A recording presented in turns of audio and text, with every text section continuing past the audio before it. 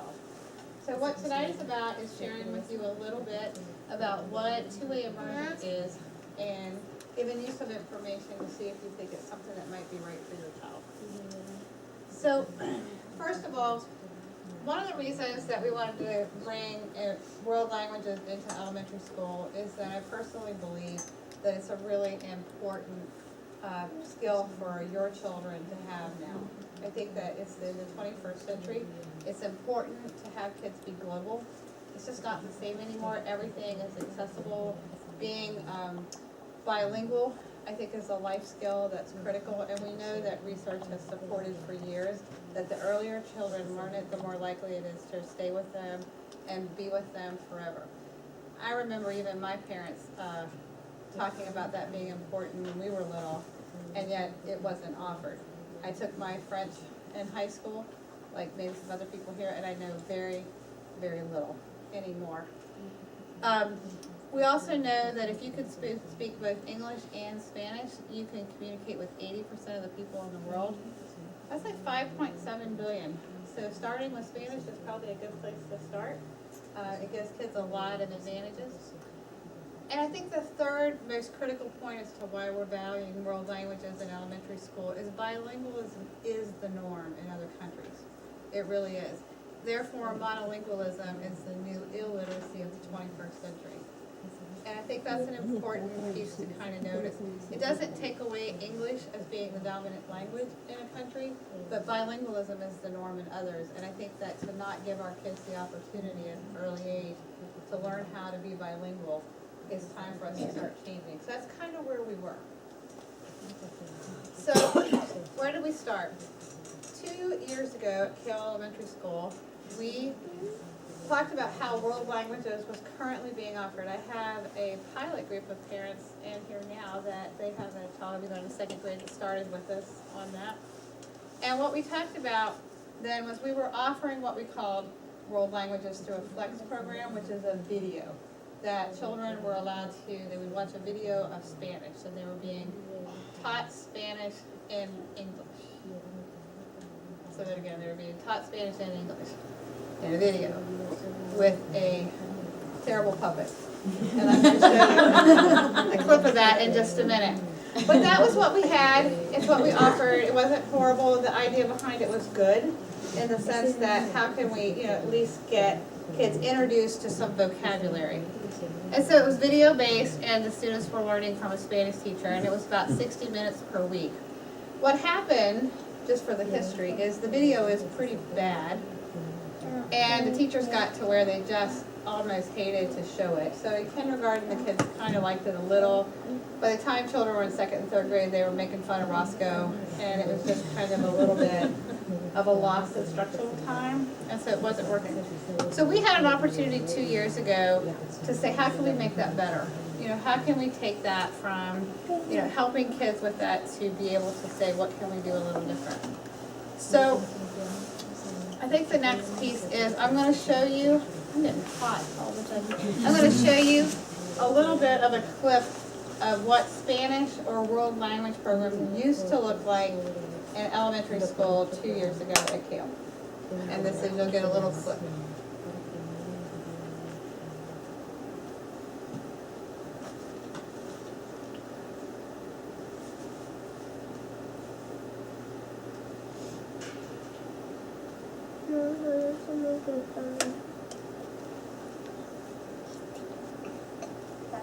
Mr. Adams or Mr. Taylor, and that would not be a maestra, that would be maestro. I have a picture of maestro. Maestro is a man teacher. So if your teacher is a man teacher, maybe you should try calling him maestro someday. I'm going to be teaching you how to listen and how to speak. This sign is for listening. This sign is for speaking. We're going to try right now listening and speaking the word maestro. And that's the word for a man teacher. Are you ready to watch me? Be careful now. Here we go. Maestro. Maestro. Muy bien, clase. You have listened and you have spoken a word in Espanol. Let's try it again. Listen first. Maestro. Maestro. Muy bien, clase. Now let's try the word for a lady teacher. Your teacher's name might be Miss Johnson or Mrs. Jacobson, or maybe your teacher's name is Miss Steele. And you will call your teacher Maestra if you want to address her in Spanish. Do you hear the difference between maestra and maestro? Maestro is the word for a man teacher. Maestra is the word for a lady teacher. Let's try listening and speaking again. And this time we'll use the word maestra, which is my name, because I'm a lady teacher. Are you ready? So that's probably about enough. You can sort of see in, just picturing children, how they respond to that over a period of time. It's not a real person, it's television. You have no idea what the kids are actually saying back, and so there was just a lot of room for some problems. Not to mention that the fact that she's speaking in English while she's teaching Spanish isn't really encouraging the children to really learn, because they're not in any kind of situation where they have to. So they can wait until it comes out in English and then they can rely on that. So 2 years ago, we decided to move from that model and decided that we wanted to go more into a foreign language at an elementary school. We were going to add a little time, and we were going to teach Spanish in Spanish. And so we piloted that 2 years ago in kindergarten, and this year we also was able to move that pilot from K into 1, and we added about 120 minutes a week, which really isn't still a lot of time, but you'll see the major difference in the kids and what they can do. So the video that I'm going to show you now actually was taken in one day. And it was right after a snow day, and we were getting ready to have our first meeting to share with other parents about what immersion might look like in 2nd grade and how far we've come. And I was getting kind of nervous because we've missed so much school. And how was I going to put this video together? So we did this in one day, and it's kind of neat to see it.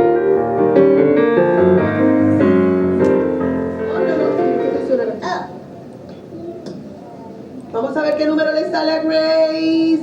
5. Vamos a ver. Todo el mundo. Todo el mundo. 1. Espera.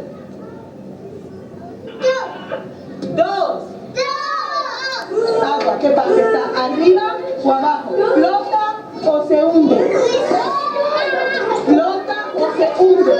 Se hunde. Todo el mundo diga, se hunde. Vamos a usar el bolígrafo de la computadora Sam y Ciclari, y vamos a presionar 2, ¿sí? Para ver cuál es igual. Presionamos 1, 2 y buscamos el que es igual. ¿Sabes lo que tienes que hacer? Sí. Cale, vamos a ver. El 7, ajá, y el 5. Vamos a ver, Cale. Otra vez. Muy bien, igual.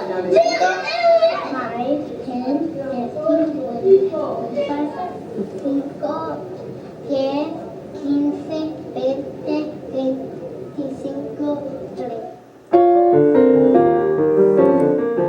¿Sabes lo que es una suma? Sí. ¿Qué es una suma? Es como que hay los números que salen.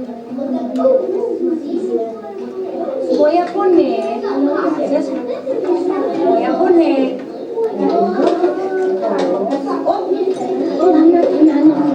3 y voy a poner 3 bloques verdes. No, está bien, ¿dónde está? 1, 2, 3 más 3 son 6. Tiene 2 iguales. ¿Cuáles son iguales? ¿Qué más le falta? Esto y ¿cuál más hace falta? No son iguales. This is how to put it. Qué lindo. ¿Qué están haciendo en esto? ¿Tienes pegamento tú? ¿Están jugando o leyendo? I like confirmation. Muy bien, están leyendo. Buenos días. Buenos días, Mrs. Martínez. ¿Cómo están? Buenos días a ti, amiguitos. Buenos días, Bryce. Emily. Buenos días, Bryce. Buenos días. ¿De qué color ¿De qué color es tu camisa? es tu camisa? Mi camisa es... Muy bien. You get it. Entonces, ¿cómo se llama tic-tac-toe en Spanish? La vieja.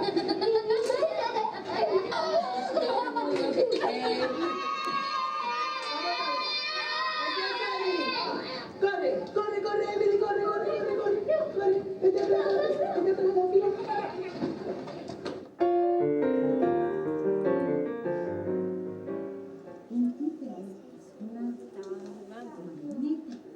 Hola, Zoe. Hola, Excel. Hola. ¿Cómo estás? Bien. ¿Cómo estás? Muy bien, gracias. Tú vas a hacer un títere. Le vas a poner pelo, Pelo. ojos, Ojos. boca. Boca, porque la boca habla. ¿Sí? Ojos. Ojos grandes. Espérame. Exacto. ¿Y eso cómo se dice? Mi pelo. Thank you. Mine. Adentro. ¿Qué haces? Dame.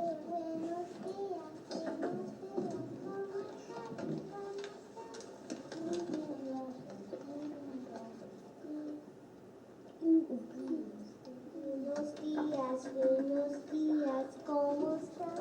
¿Cómo estás? Muy bien, gracias, muy bien, gracias.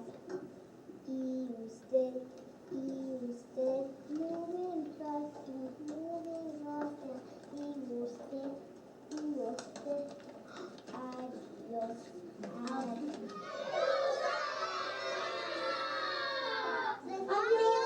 amigos.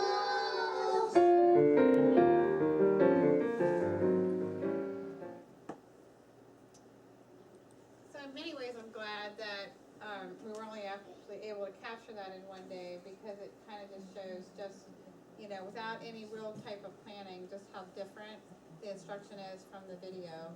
And the thing that strikes me the most as a principal is really that piece of research that will support that the younger kids are, the more they just absorb it, because they remember it. And I'm actually getting to where when I'm in classrooms, even with only 120 minutes, students will oftentimes go back and forth already in both English and Spanish, and they're doing a little bit of translanguaging.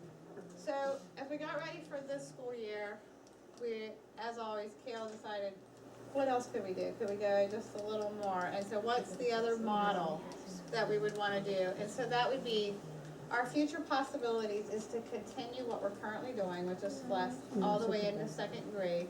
And we're, pretty committed to trying to continue what we're doing now with 120 minutes and maybe a little bit more if we can. But we also said, we have an opportunity to pilot a two-way immersion program at Cale as well. And two-way immersion is where 50% of your day is spent in Spanish instruction and 50% is in English.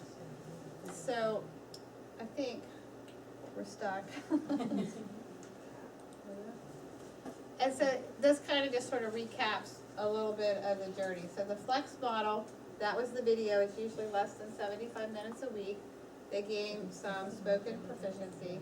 That was being done via video, but it wasn't really getting us there. We moved to a FLES model where we feel like students are gaining and that they will gain if we continue that model all the way through 5th grade. They'll gain some conversational proficiency, but we also want to pilot next year the immersion piece. And so to talk a little bit about the benefits of immersion and the research behind it is Dr. Rusty Carlock, who's also the ESOL coordinator, who's going to share with you a little bit of his background and history with that and what it is. Thank you, Dee. Thank you guys for being here tonight, especially those of you who this is the first time your child or one of your children is entering schools. Welcome to you all, new families. So I'm also the World Languages Coordinator, so I'll talk a little bit about the school board's decision to make introducing world languages into elementary school one of the division's strategic priorities over the next 5 years. And then my personal experience with two-way immersion occurred when I was in graduate school in the Boston area, and I had an opportunity to see a lot of these schools in that area. They're very common. I had friends who had children in these schools, and I got to interact with their children, and my wife speaks Spanish. She's from El Salvador, I speak Spanish, and so I was talking with these children of my friends who are in these schools and was extremely impressed with the level of Spanish language that they were able to achieve as a result of being in these schools. And when I say the level, I mean not just saying hello, how are you, but being able to explain the way that they think about math problems, think about the scientific method, and using really academic language, the kind of language that makes you successful in school, across both of their languages. So the basic idea of immersion is that you spend at least half of your day in the target language. And you also create classrooms where half of the students are native speakers of one language and half of the students are native speakers of another language. And so what that does is it creates a bilingual community in the classroom where the students are not just learning from the teacher, but they're also learning from each other. And I'll talk a little bit more about the research that supports this model. Like I said, I have anecdotal evidence, but there's also been a lot of studies done internationally, so on programs in the United States, but also abroad in other countries. And not just Spanish and English, it's also Mandarin and English, it could be French and English in Quebec, it could be two languages that English that are not English and then another language, and the research holds true across that, so we'll talk about that. Well, let me go and talk a little bit about why world languages and why it's so important to start in early childhood.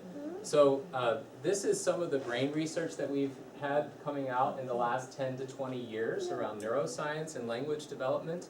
And this shows synapse proliferation in early childhood. And we know that early childhood is really important for students' learning. It's especially important for language. So when students come in to our kindergarten classrooms here at, when they're 5 years old, you can see that synapse proliferation around language is already starting to decline.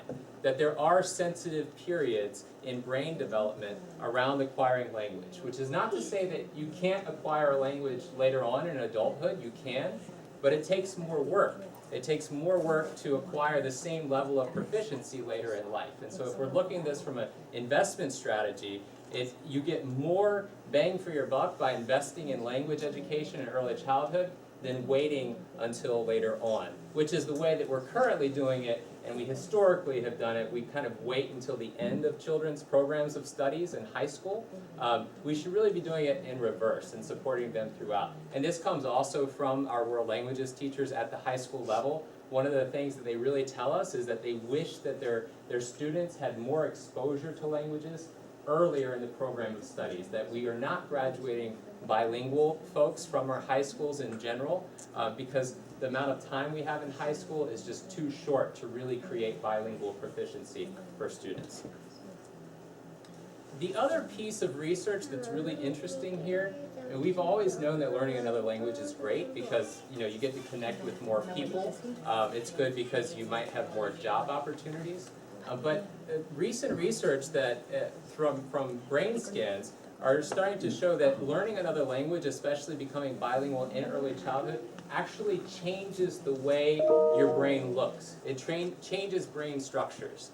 And these kinds of changes are associated with all sorts of positive academic outcomes. So being bilingual actually makes you smarter in a lot of ways. In fact, there's even research showing that bilingual folks are resistant to Alzheimer's in the sense that they can have the same level of the disease, but because their brain has more ways to work around issues, that in general there's about a 5-year delay of the same level of symptoms for somebody who's monolingual. So it's really powerful. It's around creative thinking. It's around problem solving and memory. And if we go to the next slide, I'll show you a little bit about why that is. And that's because the language part of the brain is back here. This is the prefrontal cortex. This is where higher level thinking occurs. They call them the executive functions. This is inhibition, it's adaptability, and it's working memory. And these parts are all associated with problem solving ability, reading skills, And when you speak another language, you are exercising this part of the brain. Go to the next slide. I'll give you some examples of why that is. So when we code switch across languages, when a student walks into their kindergarten classroom and they look at their teacher, or they think about what time of day it is, and then they make that switch, okay, this is the time of day I'm supposed to speak Spanish, or I'm supposed to speak English, they're exercising that prefrontal cortex. Because whatever their native language is, that's what they walk in the door thinking they're going to speak. They have to pause, evaluate the social context, and then make a switch. That same part of the brain is what helps that child if they want to take a toy from another child. That pausing action, that inhibition, that self-control that keeps them from doing that, and instead asking the teacher to help me get this thing that I want, that's the same part of the brain. And so all of these things are connected. You go to the next slide. So just to reinforce a really strong example of why two-way immersion tends to be really successful, I'm going to show you something from sociolinguistic theory, which is this idea that language is about more than just grammar and vocabulary. It's really about participating in a linguistic community. Do I have a volunteer who could read this paragraph for me? Great. Only McCullum, who made 71 on Saturday in 186 minutes on self-denial, and Oram, who's 50 from 39 balls yesterday, showed a man honing his game for the shorter battles to come, offered much to stave off a rout. But Jimmy Anderson removed McCullum last thing on Saturday, and Oram was left high and dry as side bottom scythed irrepressibly through the tail, and the England close fielders caught swallows. Thank you very much. I appreciate that. So, how many of you experienced a little bit of difficulty in understanding that paragraph? I did, and if I had to answer on a standardized test, you know, how did side bottom cause problems for the England team, I might be able to make something up, but I probably wouldn't do it very well. Now you, I know, could do it. you could do it extremely well. Yes. Does anybody know what sport they're talking about here? Cricket. Cricket, yeah. So this is, I can understand, and most of you probably can, the native English speakers, can understand the vocabulary, the grammar is the same, and yet we read it and it doesn't make sense to us. And that's because we haven't seen the sport probably, we haven't played it, we haven't participated in the community that's using the language in this way. And so this is just a very strong, if we go to the next one, this would probably make sense to you right away. If I talk about a pinch hit, 3-run homer, bottom of the 8, these kind of things for those of us who grew up playing baseball or watching it on TV or having family members that enjoyed the sport, probably makes sense to us. And it just shows us that language is about being a part of a community. It is vocabulary and syntax, but that's not enough. In order to become truly bilingual, you have to be a part of that linguistic community. So if we get to two-way immersion, the next piece, that's what this allows us to do. It allows us to create that bilingual community in the classroom, because it's not the teacher teaching the students, it's part of that, but it's also the students teaching each other and exploring language together in a way that's really powerful. The research shows that students who participate in this, those who are of the dominant language, so in this case it would be English, score just as well on English assessments as their peers who are not in these programs. And they become bilingual or near bilingual within that language by the time they're in 5th grade ready to go to middle school. For the linguistic minority, for those, in this case it might be Spanish, they learn English actually better than their Spanish-speaking peers who are not in these programs on English assessments, so using English assessments, and they get a stronger background of academic language in their native language. And again, we're using Spanish and English in this context because that's the community that we're a part of, but in Quebec, it's French and English. In European countries, it might be 2 completely different languages. And across all of those contexts, the research has held up, that these are the kinds of outcomes that we see. So it's a new way of seeing language where all students are potential bilingual or multilingual students, and it's a new way of seeing our linguistic diversity in our community. So I'll answer any more questions after Dee and the teachers are done, so thank you all. Thank you, Rusty.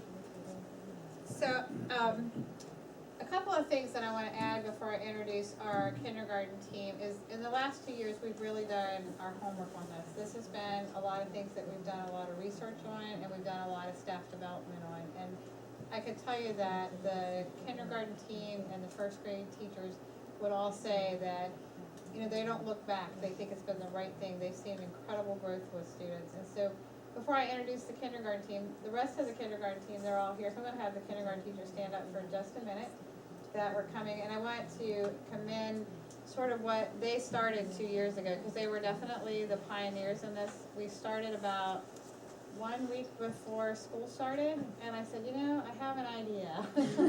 But I think we can do this better. And being the great dynamic team that they are, they said, okay, how do we do that? And let's dig in and figure it out. And it's really because of their commitment to it that it's been able to grow into this incredible opportunity. So I just want to acknowledge the kindergarten team. So you guys will stand up for just a second. There you go. Good job. So in kindergarten, we know for sure that we can pilot a two-way immersion program in 2 classrooms. That's something that we would like to do if there is enough interest for it. And so to share a little bit about their background and experiences with two-way immersion, I'm going to introduce Katie Schutz and Sarah Morgan, who will be doing the immersion classrooms next year in kindergarten. Muchísimas gracias por venir. Thank you all so much for coming. My name is Katie Schutz, and this is my 3rd year teaching kindergarten here at Cale Elementary School. And when I was asked to try to trace back where my excitement for Spanish began, it was hard to pinpoint. I grew up in Albemarle County, and I still remember the different chants and songs that my high school Spanish teacher taught us to try to reinforce vocabulary. I went on to study Spanish in college for 2 years, but really what changed me and what inspired me was time immersion experiences in countries in Central America, where I was living with families and speaking Spanish all day long. I went to Guatemala for a month to study anthropology and lived with a family, spoke Spanish there, and moved on to Costa Rica, where I volunteered in a Costa Rican kindergarten. And those experiences, I totally agree with all of the academic and intellectual opportunities presented by knowing more than one language, but really what changed it for me was the ability to connect with people and to make friendships across boundaries that I wasn't able to navigate before. And that's one of the reasons I'm really excited to be part of this professional team that's bringing dual immersion to Cale. I went on to revisit Central America, Nicaragua, Honduras, and Guatemala again, and got my teaching credential and Master's of Education from the University of California in Santa Cruz with a bilingual teaching credential in Spanish there, and returned to Albemarle County to teach at Cale, and again, really excited to be part of this program. Hola y bienvenidos. I am Sarah Morgan, and this is my 2nd year teaching kindergarten at Cale. My Spanish learning began before college. I never took it in high school. I went to Mexico to live and work there for several months, and also lived with a family and worked with teams of Mexican families, and was just immersed in the culture and the language, and I fell in love with the people there, and learning the language helped me be able to communicate with them more and more each day, and just opened my mind and my heart to a whole new culture, and it decided for me that summer or those months that I was there what I wanted to do with my life. So I decided I was going to go to college, come back to Mexico, and teach. So I went to Mary Washington, and I majored in Spanish, and had the opportunity to study abroad in Spain. And after I graduated, I did not go back to Mexico, but I still really wanted to teach. So I went to Mary Baldwin and got my teaching certificate, and I feel so fortunate to have been welcomed into the Cale family so that I could be part of this amazing program. I've seen so many amazing things come out of it. And one example that I was going to share tonight is about a Spanish-speaking child I have gotten to work with this year, who came to kindergarten with very little to no experience in any social situations. He could not communicate in English and not even very much in Spanish. But he had a really hard time understanding the boundaries and the social expectations, especially during the free play time that we have in our classroom. And through their Spanish learning, his classmates have been able to talk with him more and reach out to him and communicate, and he has been brought into our classroom community, and I can really see a difference that he now feels important. He feels like he belongs there, and he is interacting with other students in group activities more, and so it's just, that's one example, but I have so many that I could. Sarah's example really reminds me of one of the big purposes of kindergarten here, and certainly academics are important, and I could tell several stories about children speaking Spanish and English, reciting their numbers from 1 to 100, or describing shapes or events in either language. But one of the most important things we work on in kindergarten is that social emotional piece, and building a community where everybody feels honored and everybody feels safe is one of our primary goals. And so seeing that social emotional growth in our students that have been participating in this extended world language program has been really exciting. I have a student who I'm thinking of who is a native English speaker, and she has so much enthusiasm for Spanish. She just comes bubbling in from the Spanish class, singing the songs and reciting the poems that we learned. But she takes that into the free play time. And in the free choice time, where students are allowed to explore different centers and interact with one another, she's choosing to try to interact in Spanish. So she goes back and forth code switching with her peers and really applying what she's learned in the Spanish lessons in the classroom in a social scene. And this is something that's new. I've seen relationships across language boundaries before at Cale. It's an amazing community. But this program has really opened up more possibilities for our students and has created more connections amongst our kindergartners. And for that, I'm really grateful. We have been doing a lot of legwork to prepare and to research different models. As a team of teachers, as kindergarten teachers, we've been visiting lots of different schools to just observe different dual language programs and different immersion models. We went on a trip up to Arlington. We also recently went up to DC to visit Sacred Heart and DC Bilingual Public Charter School, and got a chance to look at what that 50-50 model looks like in those schools that have had a lot of success with these programs. We're also involved with a team of teachers who had an opportunity to go to a national bilingual conference, La Cosecha, and bring back lots of stories and lessons, and that informs the planning that we do. Also, Sarah and I have been teaching in Spanish for 45 minutes each week over the past 2 years. And to improve our Spanish, we went to Guatemala with a team of teachers from Albemarle County, including many from Cale Elementary. And we had another immersion experience where we stayed with a family, had 5 hours of intensive Spanish instruction, and were just immersed in the culture and the language experience. So that helps improve our Spanish and better prepares us for this exciting endeavor. And more locally, we have had many trainings on the SIOP model, which is an instructional approach to reach a language instruction approach that's especially to reach students who are learning the language. And it includes a lot of visuals and hands-on activities, songs, and puts a lot of emphasis on pre-teaching vocabulary so that when we launch into a unit, they have some background knowledge to take with them. Also, we collaborate, the kindergarten team collaborates each week with Mrs. Martinez, who is the Spanish teacher with the kindergarten students, and we collaborate to align what she teaches with what we are teaching in the classroom as well.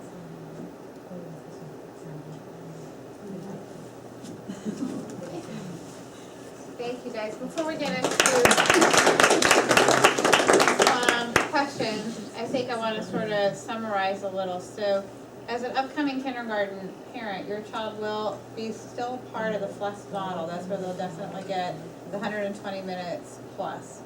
And we would like to try to pilot an immersion program as well. We recognize that while immersion has incredible benefits for students, it might not be something that everyone may want to do. But we do feel like that it's worthwhile. I also have to go investigate things. I have to see them for myself. So I've been to several different schools in and around the area, as well as I also went to Albuquerque, New Mexico. And I got an opportunity to not only go to the dual language conference, but to visit a school called East San Jose, which is in Albuquerque, New Mexico. It's 90% free and reduced lunch, and probably in the 90% Hispanic Latino, and it also was 97% bilingual. And so the first thing I did when I went to the school, which means that this school was considered to be an at-risk school by the free and reduced lunch numbers. So the first thing I wanted to do was I wanted to go to 5th grade. And I wanted to see what are the 5th graders doing? What does their work look like? What are the types of activities that kids are doing? And what I saw in this school blew me away, and it made me probably more committed to keeping our FLES model really running, and also wanting to come back and pilot immersion, because these 5th graders were fluent in both English and Spanish. When they were at Spanish time, they were reading and writing in Spanish. When it was English time, they were reading and writing in English. They were problem solving, they were working together, they were doing projects. They could go in and out of language very quickly, and it was just so natural. And it was just amazing how well the school reminded me so much of Cale in so many ways, because they had a lot of that responsive classroom piece to it. It was so warm, it was so inviting, and the teachers were just so dedicated and so committed to making it work that it just reminded me of Cale. And so when I came back, I said, you know what, I'm pretty sold on this. What I saw in 5th grade, because I don't have a single 5th grade student graduating this year that can do that. And that doesn't mean that they couldn't, they just can't. They're not able to read and write in Spanish right now. And so I think that, or any language for that matter. So I think pushing for world languages to happen in an elementary school, I think is the right thing to do. And so far I've seen data to support us. Even with the 120 minutes, it's amazing how well these kids are picking it up and how much they can do already.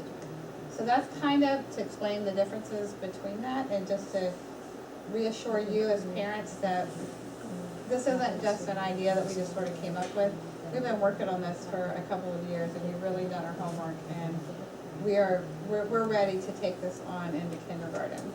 And so a lot of it will just depend on whether we do it or not, will depend on interest. And the rest of the kindergarten team that's here too, is 100% behind a pilot, and also maintaining the FLES model that they're doing so well in as well.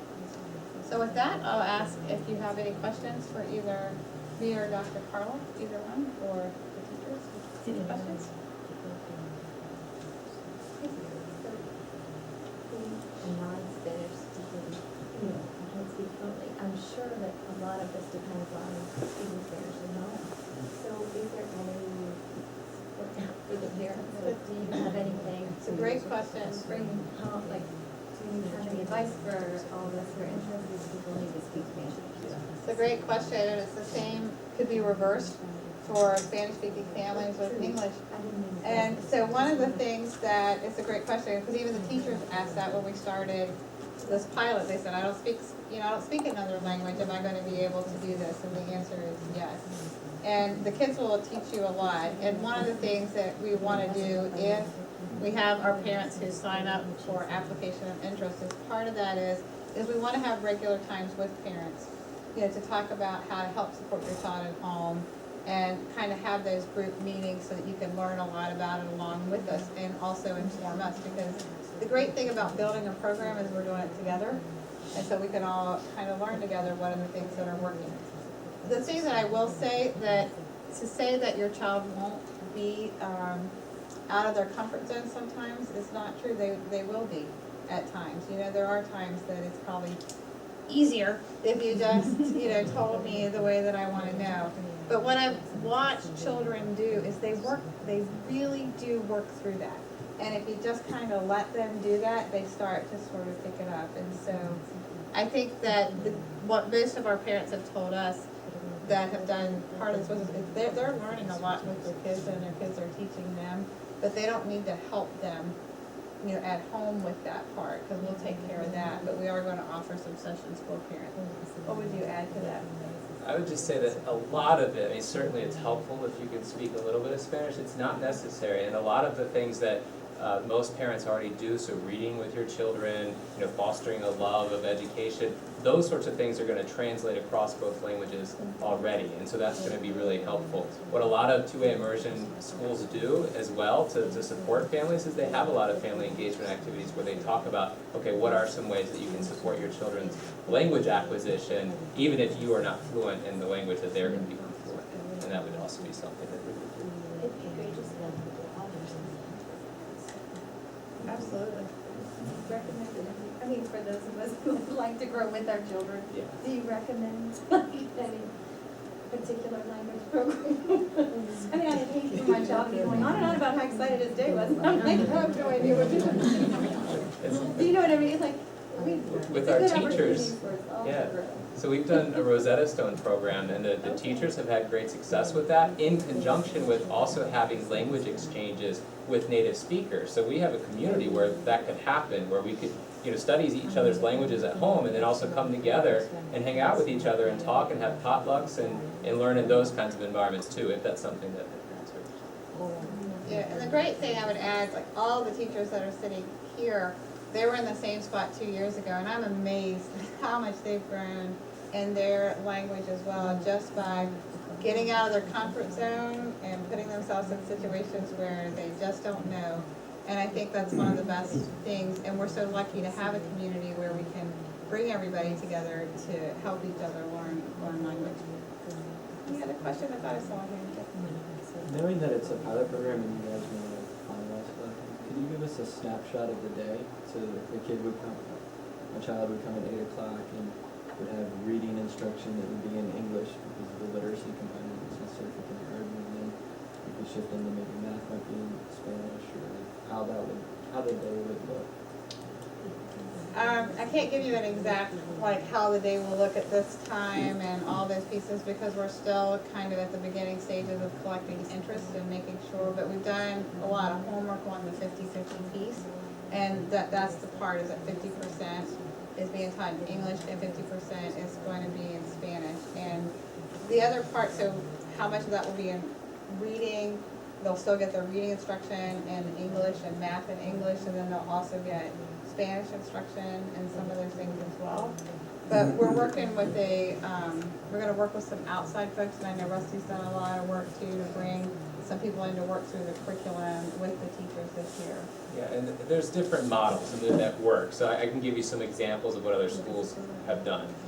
So they either separate it by teacher, so you might have the Spanish teacher in the morning, and then the English teacher in the afternoon, and they collaborate to make sure that the students are receiving instruction in all content areas across both languages, and it adds up to around 50-50 at the end of the week.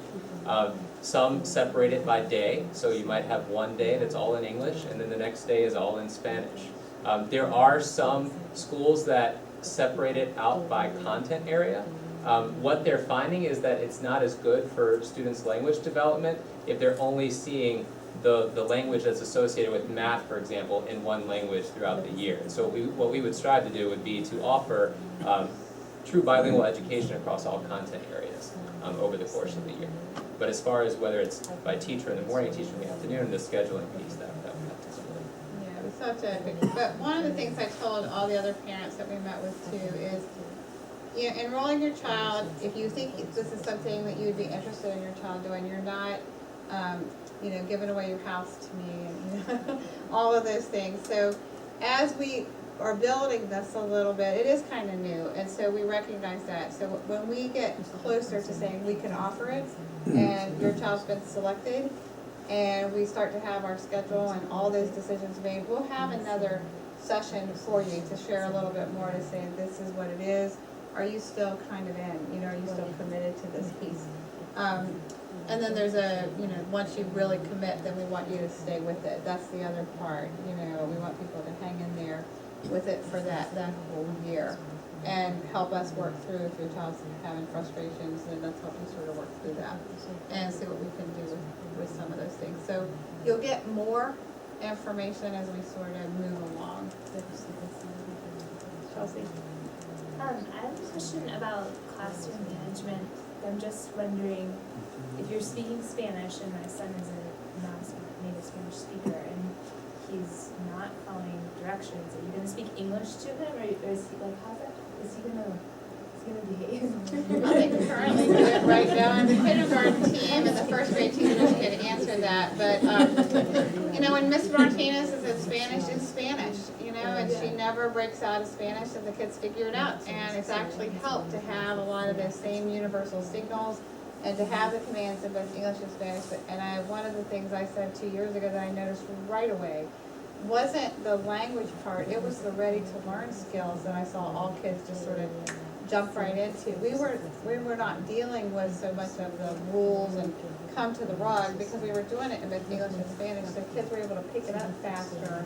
So children who maybe didn't understand English understood ready to learn skills a lot faster, so the teachers weren't dealing with that. So they figure it out, and you know, one of the things that I've learned through this is that if you need it, you'll learn it. You know, and if you don't, if you know that you can wait for the answer, you'll wait for the answer. And so, as hard as that was for me at first to think about that when we were doing that, watching that happen was really amazing, because the kids picked it up. When they realized Miss Martinez was not going to speak English, they started figuring out what they needed to do, and they just went right to it. And my favorite funny story with that is when she was interviewed on television for a news story, and some of the children in kindergarten saw her that year, and they were like, Miss Martinez speaks English. Like they couldn't believe, you know, that she could. They've only seen her speak Spanish. And so the kindergarten team said, you guys have been teaching her really well. And there's been a lot of times that children will say to her when she's talking in Spanish, they'll say things to her like, I could teach you that in English, you know. When I say that's really good. And so I really think that by keeping it in the language when they're doing it, it is definitely the best way that they'll learn it, because they pick it up because they have to. I've also learned that there are some content areas that are easier to teach in English, and there are some that's actually easier to teach in Spanish. And so I think it's just kind of understanding the language part of it and knowing how you can sort of bring that in. And so I think that's the part that we really have spent a lot of time trying to figure out and work through the curriculum, and that we feel like we have enough here with us. And what the kindergarten team started 2 years ago, they really have a solid curriculum. They've identified key vocabulary. All the kindergarten teachers and students, they're going to learn the same things.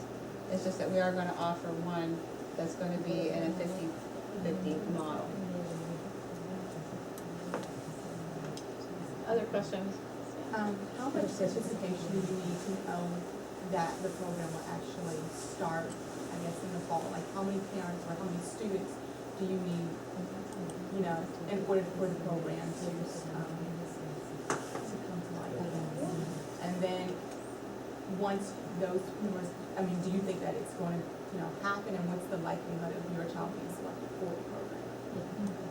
Okay, those three great questions. And so the first one is, I mean, ideally, you know, enough for one classroom, but what we would like to do is enough for two. And based on the interest that we have received so far and the questions, I feel like we're gonna have plenty of applicants that are going to apply and that are gonna enroll. We do want it to be 50-50, and so that means that we would like to have, you know, both native and non-native speakers to make the class come together. And hopefully, what if we have more children enrolled than what we can provide for an immersion class, it'll be a lottery system is sort of how we'll do that. And then, but I'll also maintain interest for families who said, I applied, but I didn't get in. And so our second thing then would be to try to take the FLES model, and then for those families is to try to say, how can we give some extra minutes then to their day as well, by just changing it just a little bit so that it might not be exactly 50-50, but we could probably give those kids more than 120. So as we grow the programs, you know, ideally I'd like to have at least 2 full classrooms, because realistically I have to look at, as they travel up, people move, things change. And so by keeping the FLES model going right beside of an immersion model, it might give some opportunities for some families who say, you know, I didn't sign up in kindergarten, but I kind of wish I would have. You know what I mean? So can I do that in 1st grade or 2nd grade? And so I think that gives us some room so that if people move in and they move out, that we can kind of keep the classes balanced and equal. And as far as the budget, we have the money to do it in kindergarten? Kindergarten, we have the people. And they're already here, you know, and they're already teaching. So kindergarten's not really an issue for us. We feel like we can make that work without any budgetary kind of commitments to that whatsoever. As we go into 1st and 2nd, it's a little different. And so the tax rate did pass, you know, and so now it's up to the school board, and we'll just have to see whether they support and keep the world language program initiative in there or not. And so I'm hoping that they will. So that we can move forward. I'm wondering Go ahead. if you have people some kind of material from the parents who speak Spanish, but from now to August, there are 4 months.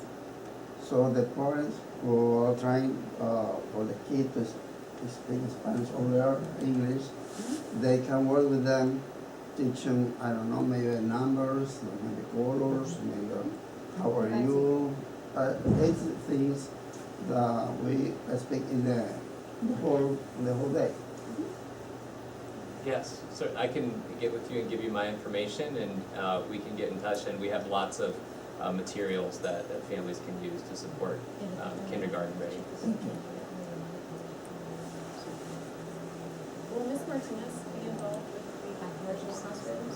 Yes, Ms. Martinez will be involved with the immersion classrooms, as well as Ms. Allen will be doing some of the same pieces as well. We like some of the project piece that the kids are doing, and then there's a small group piece, and so we're going to figure out how to still add part of that, because she is a native speaker, and it's good for kids to hear that language and native as well. On that topic, with sort of accents and vocabulary choices, you know, I thought my kids, uno, dos, tres, cuatro, they went to daycare and they came back with uno, dos, tres, and I hear that and go, well, no, that's not how you say it, but that's how my teacher says it.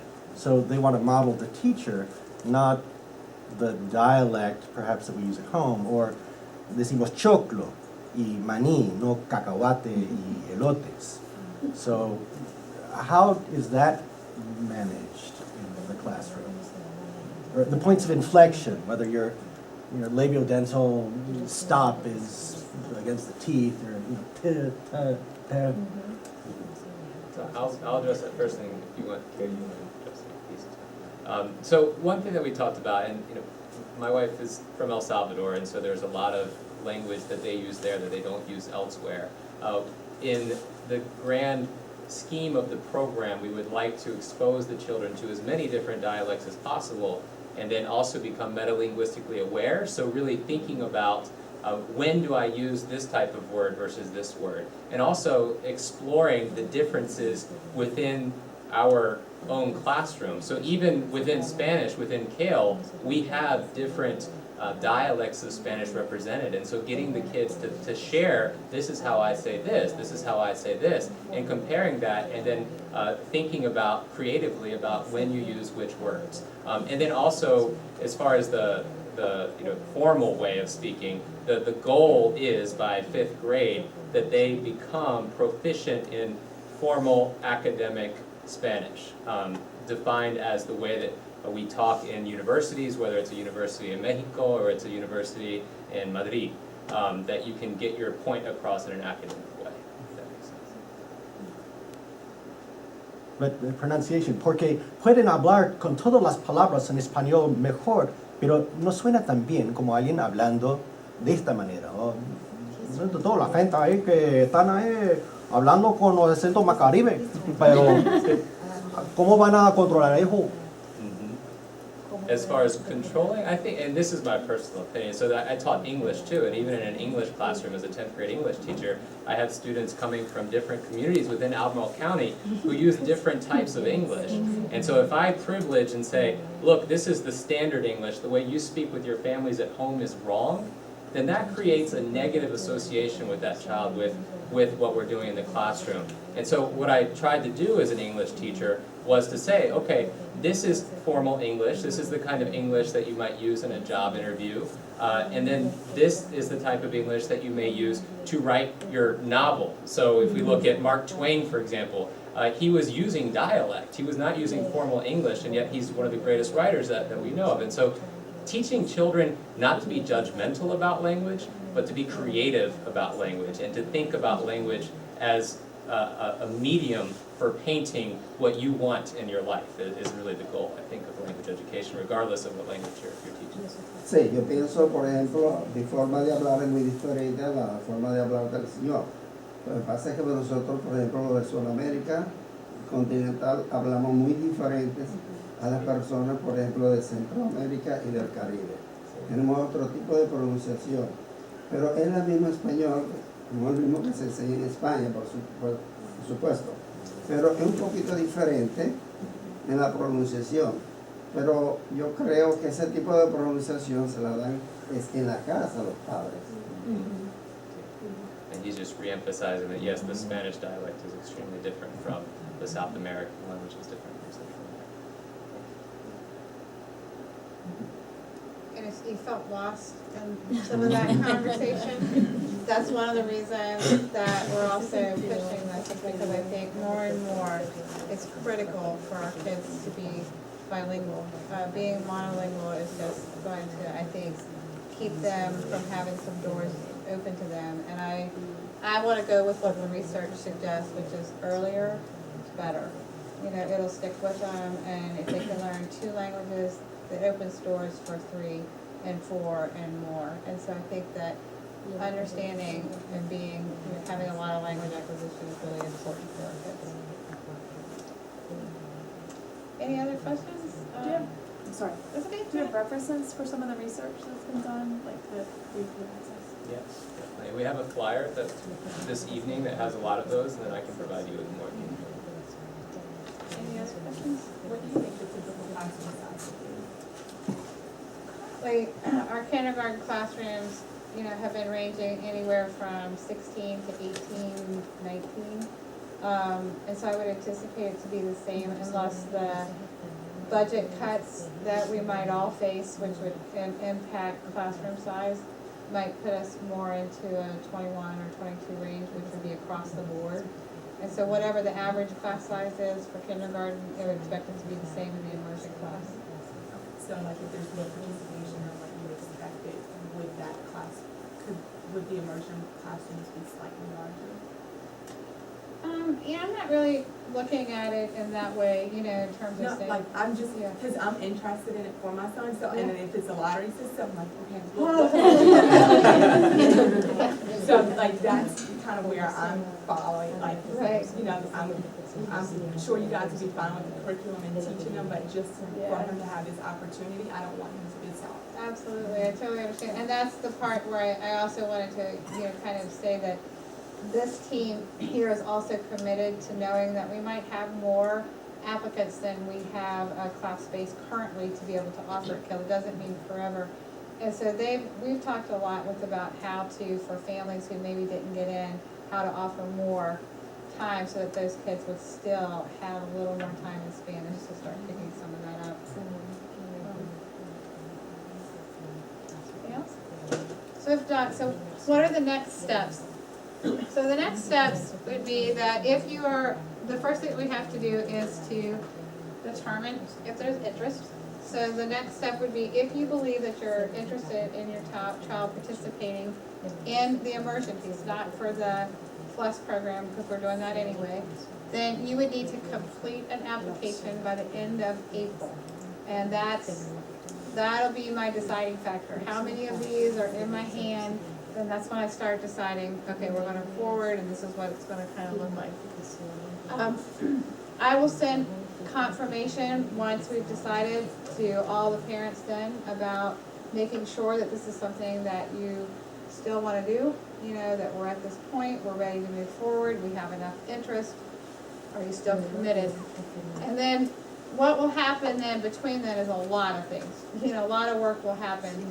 And I will be then in touch, I'll create a sort of a parent email list of all the families who are involved, and I'll stay in touch with you that way, of letting you know where we are and what we're doing. And then before school starts, the team will sit down and answer those questions that you are wanting some more specifics with, in terms of really explaining what is the day going to look like. This is how it's going to start at 8 o'clock, this is what kids are going to do, this is how you can help them at home, and that'll be for that classroom. The kindergarten orientation is also later in May, and that'll give you a broad picture of like what a kindergarten day sort of typically looks like. And so when you come in May, you'll get a little bit better picture for that if you've never been in kindergarten before. And that's pretty much kind of it. So the applications will be back in the back. We have them both in English and Spanish. And I hope we get enough so that we can continue to offer. For those of you that were here for first and second grade because you missed, the applications are also available online. We are available to meet with you if you need individual questions, if you have concerns about your child, especially if they already are not coming in kindergarten and they're going from first into second and you're wondering, is this right for them? Have they missed a couple years? Is this going to be hard? We're available to kind of meet with you and talk about your child as an individual and decide is this the right thing for your child. With that, thank you guys so much for coming, I really appreciate it. I'm going to set these back in the back, if you don't mind.